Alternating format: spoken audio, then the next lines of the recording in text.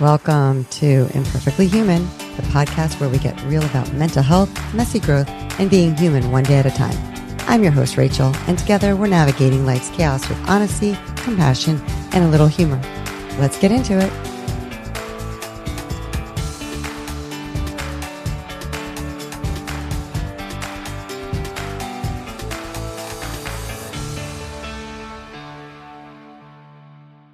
Hello, my imperfect humans, and welcome to Imperfectly Human.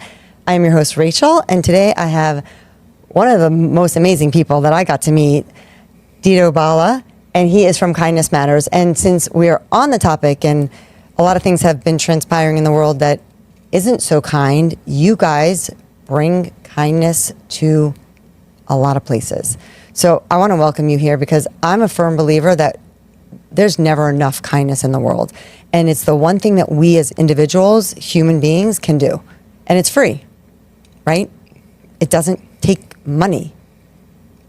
And everybody has access to it. Everyone has access to it, yes. Yeah. So introduce yourself, tell my guests and my listeners who you are, what you do. And I do want a little piece, because the one piece we haven't heard is how you came to Boca Raton, Florida.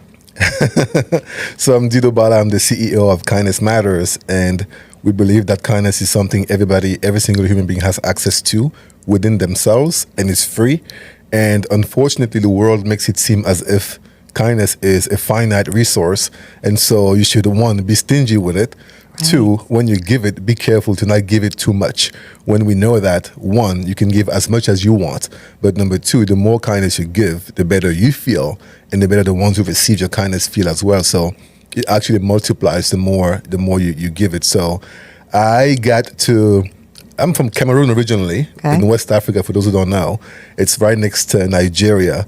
Depending on who you are, you might think it is in Central Africa, because economically, we belong to the group of countries that is in Central Africa, but on the map, geographically, it's in West Africa. Right. Okay. So I'm going to do a quick recap. So I left Cameroon at age, I think, 16. Wow. Went to live in East Africa, in Ethiopia, spent some time there, then moved to Nigeria. From there, moved to Benin, where I finished high school and studied university for a little bit. Then left Benin and went to Ghana, and left Ghana to go back to Cameroon before moving to Washington State in 2008. And then I left Washington State in 2011 to move to Florida. Wow. To come teach in Miami. I taught in Overtown. Okay. I taught for 4 years there, then moved up north to teach in Coconut Creek at North Broward Prep. Oh, yeah. And after teaching there, I left the school to work full-time for the Goldie Hawn Foundation, where I was in charge of a team of trainers, facilitators who traveled to schools around the country and abroad to teach teachers how to infuse mindfulness, neuroscience, and positive psychology into the everyday lessons. Oh my gosh, and I love it is that. from doing that I joined the board of Kindness Matters. And for the past year and a half or so, I have been the full-time CEO. Right.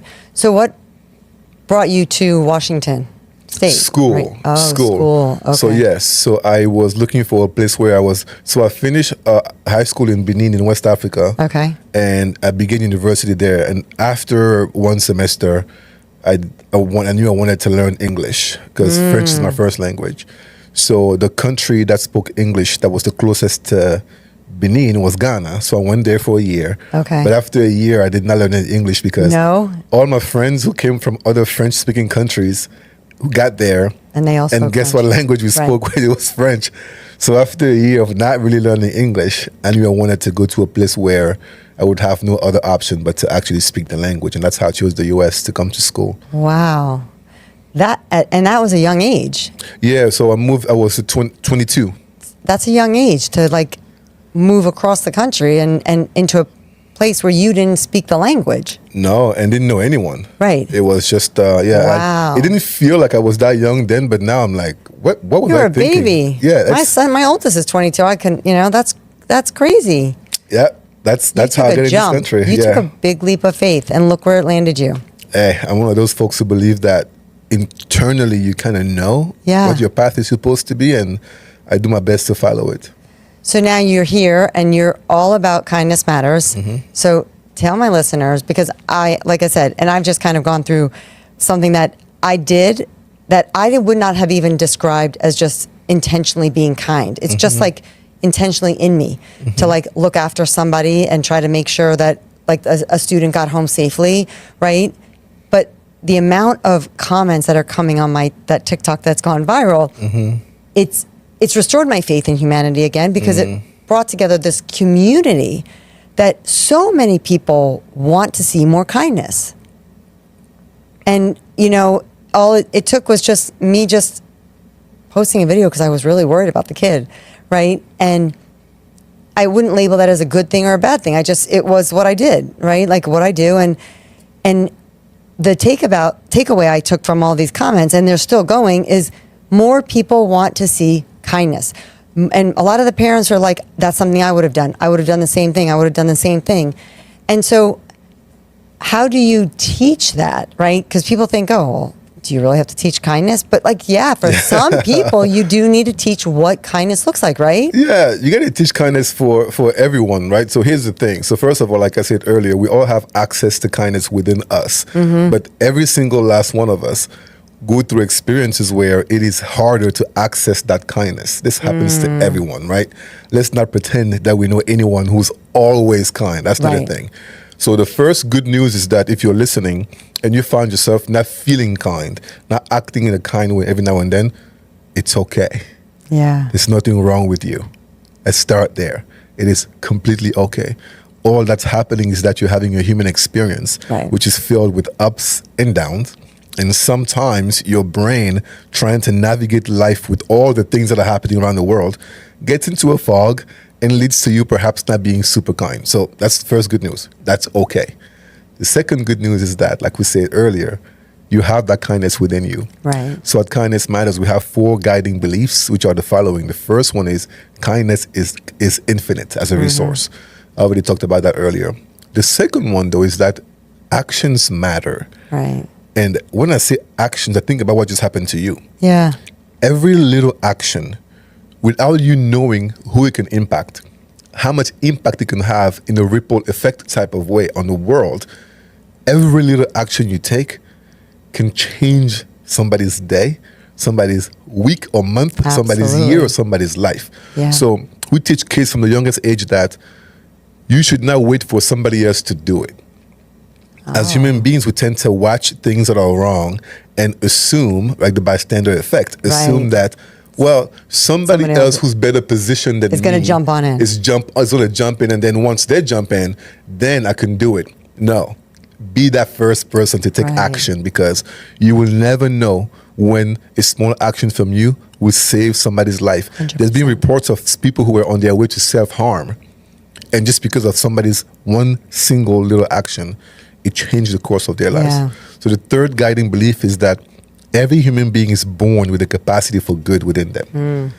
Let me say it again. Every human being is born with a capacity for good within them. And this one, people tend to push back sometimes and say, well, when I look at so-and-so, I don't think they have good within them. But I stand on that. We're all born with that capacity. And I am going to do my best as long as I breathe to try and remind folks that no matter how hard it is, we can do the work to access that good within you. Then the last guiding belief is that we have a shared humanity with each other and with the world. And what that means is that somebody from Cameroon, somebody from Boca Raton, somebody from Uganda, somebody from Kazakhstan, it doesn't matter. We're all human beings, and by the virtue of existing as human beings, we have a lot more in common than we realize. And when kids from the youngest age possible learn that, our hope is that they are going to turn into the kind of adults who create and build and foster the kind of world that we'd all like to see. Yeah. No, I love those. I mean, I think they're great. And I think that the third pillar was, I could see that it would be hard for some people, especially if they've gone through some traumatic experiences or have been hurt themselves, to find that goodness even within themselves, because they may just be so angry, right? And how does that come out? And, you know, I do know because I like to consider myself a kind person, but you said something very important. I'm not always kind. I know. Right? I'm not always kind. It's not possible. No. And there are times that I will lash out, and there are times that I say things that are not kind, whether intentionally. Those, I would like to say, are on the rare end. But the reality is that we get hurt. We're humans, right? Yes. And being able to recognize that just because you may have had a reaction this way doesn't equal you can't like repair that with some kindness. But kindness to yourself, I think, so important. It starts there because when I work with kids from the youngest age, the first thing I noticed when I was teaching kids how to understand how their brains work is that so many kids would learn about the part of your brain that is connected to our emotions and Right. our reactivity, and how sometimes you can lash out, like you say, without really thinking about it. When the kids would learn about this part of the brain, they would say, oh, that means I'm not bad. And I would ask them what they mean by that, and they would always say the same thing. Enough adults around them had labeled them as bad based on a behavior. Right. And what they had understood was that they inherently and holistically were bad as kids. And when you are 7, 9, 13, and you believe that you are bad, the kind of life you live until you become an adult is one I don't wish on anyone. And so that distinction between my actions might have led to something negative versus me and my essence is a key distinction. Very much so. I mean, I see it in my private practice, and we're talking adults because of the verbiage that has been taught to them. But not only that, but the verbiage that they have taught themselves, that if they react, and that's why I say, like, you know, I will describe myself as a kind person, right? There's plenty of things that I do that are unkind, and my actions at times may not align with the definition of kindness, right? And my soul, my heart is kind. My action is just not something that was nice. Exactly. And I like that word nice. I've been thinking about this recently. When you think about it yourself, so Rachel, you tell me, what's the difference between being kind and being nice? Yeah. What does that bring up for you when you hear those two words, nice and kind? So being kind is something that you're doing like intentionally, right? And nice is something like blase, like, okay, that was nice. Like you throw it out there, like just throwing it out there, right? Like, but kind is like, I'm intentionally, right, being kind. Yes. Right? I love that distinction because I think being nice is just conforming to the behavior that society wants to see us exhibit in a particular moment. And it may not be the kind thing to do for you or for anyone around you, but it's the nice thing to do. Right? It's nice. And it is something as simple as, if you go back to self-kindness, if you're not feeling good, right, you're going through a lot, and you know that what you need right now is to stay home, stay in bed, read a book or listen to music or watch a movie. You know your nervous system needs that. Absolutely. And somebody calls you to go out. The nice thing to do would be, yes, I'm going to come. How nice is she that she's coming even if she's not feeling good? But guess what? The kind thing to do is difficult.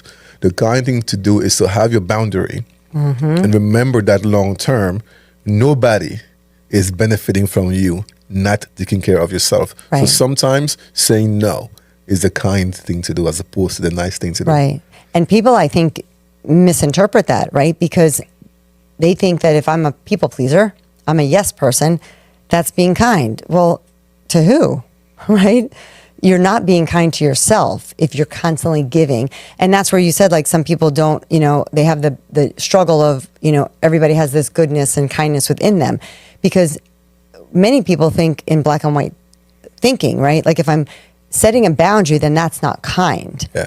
But it is. It might be what you need for your kindness, for your soul, for your nervous system, right? Just for your own mental health and your own mental clarity. Yeah. Right?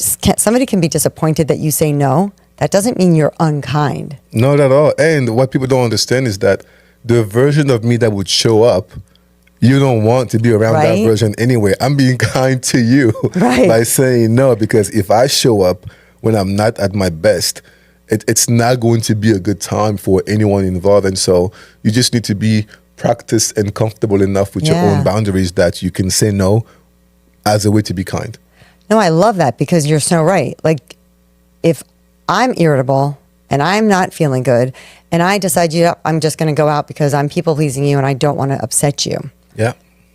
I'm pretty sure that my reaction or action will definitely not fall under the kind. It's not. Right? Yes.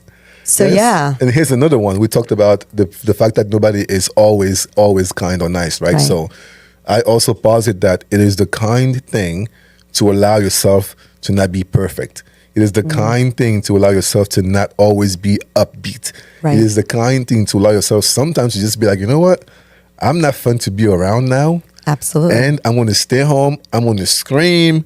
I want to do what I need to do to process my feelings.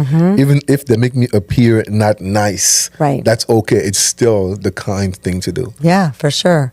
So how do you teach this at such a young age for the kids? So I always think about... But if you really think about that, like, as I hear myself say that, like, how crazy is it that we're implementing this and teaching this to the young kids? Because we would assume that everybody just gets to observe what kindness is, but they don't. Yeah, let's think about this. So first of all, people don't give enough credit to kids. Right. They'll learn really quickly, and they'll learn by observing what you, the adult, does. Right. It's that simple. It's not what you tell them to do. It's what you do. I love going to schools, and I do trainings with parents and teachers, and I would ask parents and teachers sometimes, what do you look like? How do you behave? How do you react when you are emotionally triggered? And some adults, some parents or teachers would tell me a beautiful story about how, well, I take a few deep breaths and I go take a walk or a journal, and I will say, thank you so much. I will go find their kid. And I say, hey, how does your mom react when you do something wrong? And the kid imitates the parents. Like the eyebrows are down like this, like they point the finger. And you can tell that this kid is simply mimicking what they've seen. Right. Now, this is no judgment on the parent or Of the course. adult. It is just to show that kids learn by what they observe. Okay, that's the first thing. So if you wonder, how do I teach kindness? Well, be kind. Right. That's one. But two, right, our brains have this negativity bias, which means that with all the things that are happening around you that you should be grateful for, your brain is going to first find the thing that's not working. Right. That's just kind of how our brains work for survival reasons. 100%. In order for you to avoid the danger, you should see the danger first. So you should not beat yourself down too much if you tend to see the negative everywhere.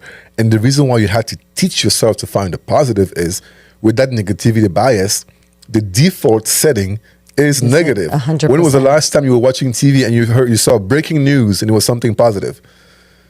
Breaking news is always something negative because they know how to play with our brain. So when you scroll down your social media feed, your brain will automatically slow down when there's something a little like dangerous happening. Right. It's like drama related, like that's negative, like that is not going to do anything good for your soul. Like why do we all fall for it? Like why is reality TV like a thing? Why are some shows where you're watching the show and you're like, this is a compilation of everything that is unkind and bad about humanity, and yet the ratings show that we all watch. My guilty pleasure are We the all reality TV shows. We all do. Why? But you're right. Because again, there's something about that drags us, that attracts us. So again, nothing wrong with you. Your brain is healthy. But here's the thing: knowing that, you have to intentionally teach yourself and therefore teach kids to choose kindness,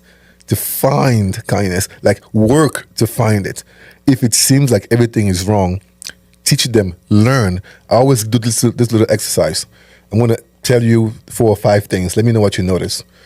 1 + 1 is 2. 2 + 2 is 4. 3 + 3 is 7. 2 + 4 is 6. What do you notice? The one that you got wrong. So instead of saying they were 3 that were right, you say 1 was wrong. Right. So totally. If you just did that right now, right? Imagine a kid. Again, our brains are wired to find what is broken. Yeah. So it takes intentionally teaching your kids what we just did right now. That's okay. Yeah. That's a cool trick so you can see how your brain has a negativity bias. No, for sure. Now, I love it. I might just have to steal that and use that in my private practice. Now let's flip that. From now on, when your brain finds the thing that is odd, hold space for that and then make yourself go back and see if you can identify at least 2 of those 3 that were positive too. Right. And the more you make yourself do that, the more you train yourself to automatically scan the world for the positive, Yeah. for gratitude, for optimism. So kids can learn that from the youngest age possible. That's awesome. Yeah, it's kind of like trying to find the meaning as to why something's happened, right? Like you could be disappointed, Yeah. right? Of why, right? Like when you coming here, like that whole situation with the train tracks, right? But I'm going to tell you, like, because you had that experience, we got to watch the episode on the news of that they posted about me. There you go. Right? So things work out. So, right, like, so rather than focusing on like, oh my gosh, we're so late, guess what? I got to watch the broadcast that they put on in Philadelphia about me, and then you were right there. Exactly. I Right? still So made it's it. just how you choose to look at it. But you're so right. Like when you have some, and that goes back to like what you said about everybody has the ability to be kind and to have kindness in them. Even people who've made some really crappy choices in their life, right? Rather than focusing on that one choice, how many other fabulous choices did you probably make in your lifetime? Exactly. Right? And I know I think about working with kids. That's the most important thing for me. Don't let those mistakes define who you are as a whole being. Right. Let's find evidence that you are a good person by the things that you've done, because you have also done good things. Right. Let's find them and realize that we're complicated as human beings, and it's all about trying to be a net positive, net Yeah. kind. That's awesome. And so, do you guys have a parenting program? Oh, Yeah. you do. I love that. Yeah, of course. So our approach is holistic. So Okay. everyone who has known Kindness Matters for many, many years now is familiar with the kindness clubs at schools. Right. So this is where you have a group of kids at a school. They meet once a month and they focus on one specific skill per month. So month 1 is going to be about awareness. Month 2 about regulation. Month 3 we have optimism, perspective taking, gratitude, compassion, etc. And for each of those skills, we give the ambassador or the teacher lessons, activities, and projects around that particular skill to teach that to the kids. That's one. But when I came on board, what I said is, that's a good start. But what about all the other kids who aren't in that club? Right. That's the first question. Because I remember that when those clubs started, because I've known Laura Yeah. when she started this, because our kids have known each other since the JCC days, right? Wow. And so I was there from like ground zero, like for her. And at that time, it wasn't at my kids' school. Yeah. Because it was, she was starting in the schools that her kids were at, and then it finally grew. But you're so right. Like, what about those kids that What about them? don't want to join a club or just don't even know? Or can't. Can't. For, Correct. like they can't stay after school Right, for reasons exactly. that are beyond their control. Correct. So then we added student assemblies where we go and every single kid in the school, or depending on grade level, we get to do some work with them. I said, that's still not good enough for me, because if you go back to what I said earlier about the best way the kids learn is by copying who does? The adults. Yeah. So that's why teachers now are our focus. Oh, that's amazing. We train teachers, right? We had, I think, 3 or 4 trainings yesterday, one at Calusa, one at Ponciana, and then one at, I forget the other school. Because the most important, like the key, the determining factor of what kind of education your kid is going to have Right. is the adult in front of them all those hours. So if the kid goes to a kindness club or a kindness assembly, that's good, but we're not there every single day. Of course. The teachers are there, so we train the teachers now. I love that. And we give them all the tools they need to take care of themselves first, Right. and then how to also model kindness and teach kindness to the kids. Then we get to the parents, because I always think about a triangle, right? In order for a kid to have a holistic education, you got to think about every single classroom at the Right. school. That's one. Then 2, think about the wider school's community, right? Where if a kid is being taught kindness and mindfulness in the classroom, but then they go into the principal's office and it's a different story, that's not Right. good. We need alignment there. But the missing piece is the home, Yep. right? So you need every single classroom, the entire school community, and then the home. So Right. now we offer trainings for parents as well. So when the Oh, school that's signs great. up for a full, essentially like package of training for Kindness Matters, the kids get some, the teachers and school leaders get some, and the parents get some too. as well. That's amazing. I did not know that. Well, you hear it here first. And now, and I do know that you guys have not just gone like within this United States of America. You have gone globally. Yeah, because the goal again is, can we remind folks that we have a shared humanity? Can we remind folks that you don't get to bail out on other human beings because they live somewhere far? Right. You don't get to bail out on people's humanity because they don't look like you, they don't sound Right. like you. We say no to that. So, because I happen to have a connection to other countries, starting with Cameroon, Right. we have now had a couple trips there and done some work there and some partnerships there. Right. And we aren't going to stop. We are starting here at home, but we're going all throughout the country and also abroad with Kindness Matters. I love that because I did see, was it Ruth, her lemonade stand? Yes, I love that. yes. Yeah, because we wanted, so what we do at Kindness Matters, think about it in twofold. There's a fold where we teach, which is all about the educational programs. I just talked about it right now, Right. the schools. But then you have the action. See kindness in motion. See it actually happen. And that's what you have. If we get some food that we can collect, and we have folks who don't have meat, who can't eat, who don't have meals every day, Right. we donate the meals to them. Or we find a young entrepreneur like Ruth, and we can see that with just a couple $100, Yeah. she can transform her business Oh and my help gosh, her it was family. amazing. We help her, so we can teach the kindness, but we need to also model it in the community. I love that. Thanks. So what's the next thing for Kindness Matters? So for now, the most important thing is doing what I'm doing now, which is coming here and talking to you Yeah. and letting folks know that Kindness Matters has been around for a long time, but it's transforming, right? We are going from just kids in clubs to adults as well. Right. The kids are still the focus, but in order to get to the kids, we can't ignore the adults around them. Right. So we want folks to be aware that if you have a school or an educational center or a private practice, any institution that has adults, because adults impact kids everywhere. 100%. Any institution that would like to receive some Kindness Matters training, we're here. Find Right. us, km365.org. We're going to come. That's the first thing. So I feel like once the community realizes that we're here and we're doing this work, we're all going to get a lot busier, and we're looking forward to doing that. Yeah, because there are so many. I just think of all like people driving and like the road rage that people have, and you've got the kids in the back car, Yeah. and you're here flicking off somebody. I'm like, okay, so let's be a role model. Like, right? We're teaching these kids all this kindness. I mean, giving and being kind to other people, like you said, regardless of, your race, your ethnicity, where you live, right? Just like being kind, and it's free. It It's goes back free. to that piece that, but the one thing that we didn't touch upon is how it makes us inside feel. And I think that, there's one of the skills in the DBT that I teach is contributing. Yeah. And when you contribute to others, whether it's through what you can give, right? Whether it's like, I would like to have donated a lot more financially to Kindness Matters than I have in the past year. But so I showed up for Kindness Matters Beach Day The cleanup, service, and then yeah. we went to the police department and made rocks, and so there's a lot of ways that you can do, but that makes you feel good. Like I don't need recognition for that. I do it because it made me feel good. Yeah, it's called the helper's high. Yeah. We've all experienced it, right? Like, think about the last time you planned something, like a little surprise for someone you cared about, and you surprised them, and just seeing their face and their reaction.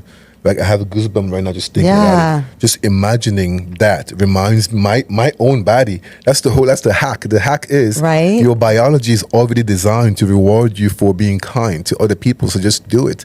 The latest research on neuroscience and kindness shows that one of the most impactful ways to deal with loneliness and stress, anxiety, is volunteering. 100%. Think about that. Like, those who are listening, like, let me say it again.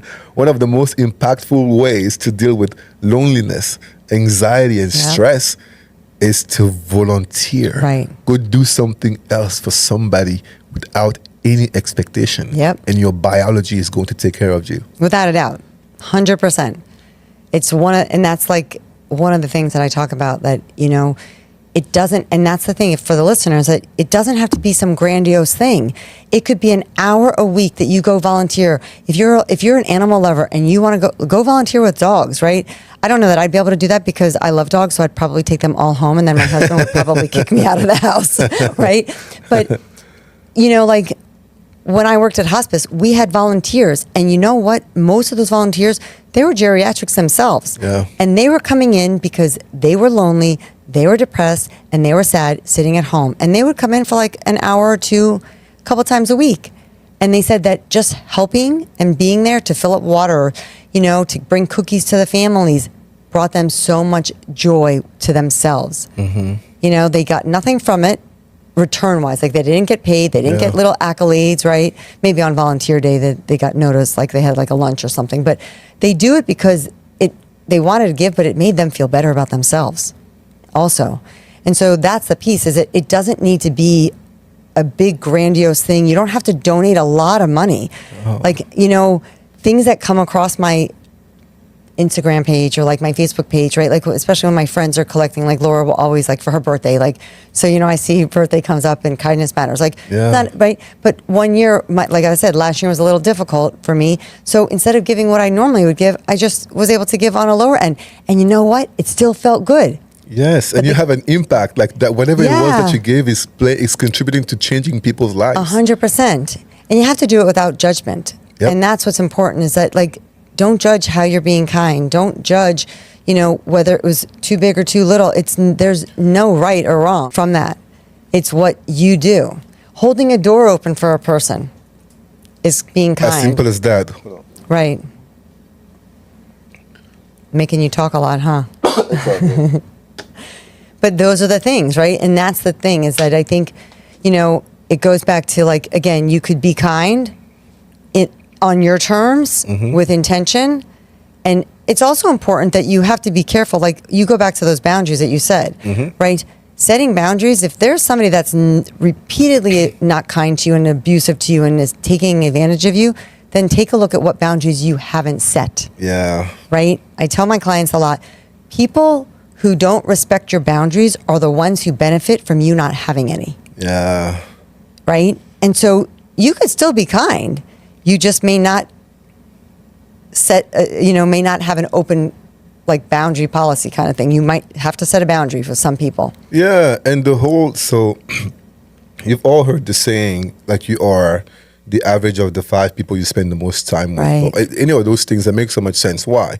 If we go back to what I said about negativity bias and learning from behavior, people who are spending time with folks who are very uplifting and positive, no matter what, you end up being more uplifting and more positive. Yeah. If you are spending time with folks who are always complaining, like chronic complainers, Right. don't think that you are just like able to stay neutral. You are getting affected. 100%. And so if you survey the 5 to 6 to 7 to 10 people you spend the most time with, and you can tell they're all mostly takers, they don't respect your boundaries, it's affecting you. Absolutely. And this is not just limited to the people you spend time with literally, physically in front of you. It's the same thing for the kind of content you expose yourself to. Right? If you go through the pages that you see every single day, the shows you watch every single day, again, it does not need to be perfect. It's a balance. If out of 10 pages that you follow, 9 thrive on clickbaity drama, right, it's affecting your brain. And how early do most of us get on take our phones the first time? The second time we wake up, the probably. second you wake up. 100%. So imagine then waking up at 5 o'clock or 6 o'clock, and before it's 5:15, you've already exposed your brain to all the negativity that happened when you were sleeping. Right. Like, it cannot be good or healthy for your brain. So it's true for people in your life, but it's also true for the content you consume on social media and elsewhere. For sure. I love that.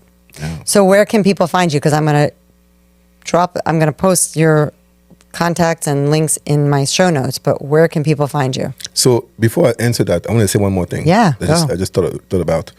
I want us to talk just a little bit about gratitude. Oh, I'd love to. I think that human beings should spend more time understanding the magic of what it means to be a human being. understanding what needed to happen in the universe for you and I to be sitting here. Right. Right? On my way here, right? There was traffic, the railroads were blocked. I couldn't come here. It's like, let's just step back. I was born in Cameroon. Most of those who are listening probably never heard that. Right. Left Cameroon at 16. Went to Ethiopia. Then went to Nigeria. Then Benin. Then Ghana. Back to Cameroon. Then Washington State, which, by the way, I completely made a mistake and thought I was going to Washington, D.C. Oh, geez. No I joke. can see that. Don't worry. If it makes you feel any better, I was born and raised here. And it took me probably for many years until I was like 5th, 6th grade that I didn't even know that there were two different places. Imagine that. Then me getting in the wrong Washington, being all upset that I couldn't see the White House the way I wanted to. The Space Needle was fine, but it wasn't the White House. Right. Stay there. Didn't speak the language. Learn English. Learn English. And somehow, somebody who wanted to become a lawyer for circumstances like beyond my control became a teacher. Yeah. Then I'm looking for a job. I go to a job fair randomly, and I would take any job because I just wanted to make some money to help my parents. I would take any job. I find a little booth with a place that has the letters TFA, Teach for America. I've never heard of them. I apply. Long process, long interview. I get in. Once I get in, I realize how difficult it is to get into this program. Then when I was choosing the places I wanted to go teach at, I chose Seattle first because I lived there. But my wife, who loves the sun, just randomly chose all the hot places she knew. Arizona, Miami. Right. Randomly, I get the job and they send us to Miami. That's crazy. We don't know anybody in Miami. I moved here from Washington like 2-3 weeks after graduating. Teacher training in Philadelphia summer school, and I teach in Overtown.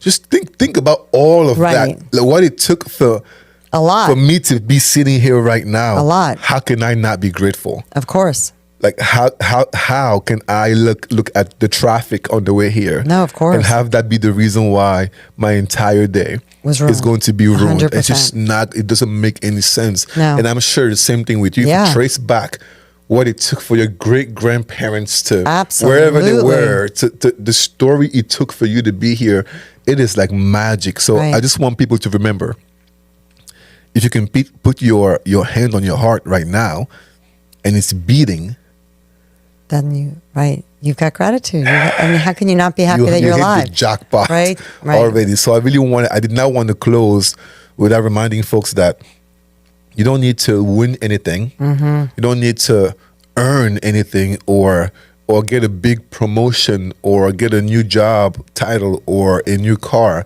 before you practice gratitude. By virtue of being a human being, you've already hit the jackpot. So please spend more time thinking about the things that you have and the things you can't do, as opposed to the things you can do, as opposed to the things that you can't do and the things you don't have. Right.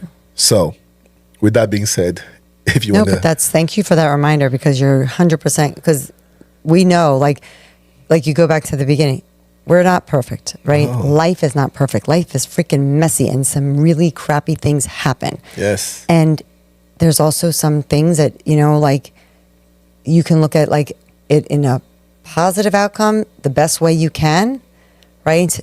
Or you can get stuck on focus on what went wrong. Yeah.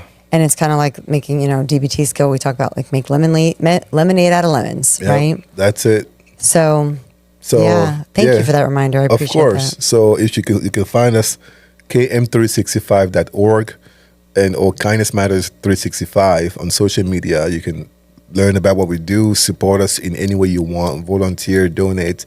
Come check us out on all social media platforms, and that's the way to find us. That's awesome. Well, I really appreciate you being here and sharing all about kindness, because we definitely need more of it. Thank you. So, I am Rachel. Thank you to my imperfect humans. I'm sorry. I am imperfectly human. I am Rachel, and till next time.